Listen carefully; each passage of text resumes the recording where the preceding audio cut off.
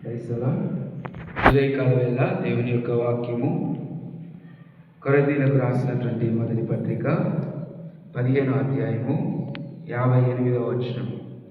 కాగా నా ప్రియ సహోదరులారా, మీ ప్రయాసము ప్రభువునందు వ్యర్థము కాదని ఎరిగి స్థిరులను కదలని వారును ప్రభువు కార్యాభివృద్ధి యందు ఎప్పటికీ ఆసక్తులై ఉండుడి.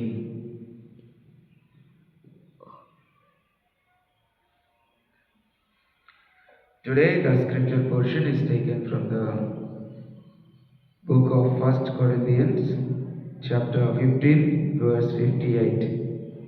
Therefore, my dear brothers and sisters, stand firm, let nothing move you. Always give yourself fully to the work of the Lord, because you know that your labor in the Lord is not in vain. దేవుని వాక్యము జ్ఞాపకం చేస్తుంది. ప్రభు కార్యాభివృద్ధి కొరకు మనం చేసిన పని ఎప్పటికీ వ్యర్థం కాదు కనుక దేవుని పని చేయడానికి ఆసక్తి కలిగి ఇదిగో దేవుని సన్నిధానంలో ఇదిగో స్థిరులముగా అదేవిధంగా కదలని వారముగా ఉండాలని దేవుని వాక్యం ఉదయకాల వేళలో తెలియపరుస్తూ ఉంది.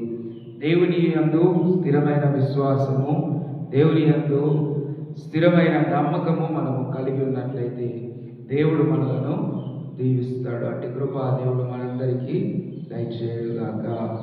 ఆమేన్.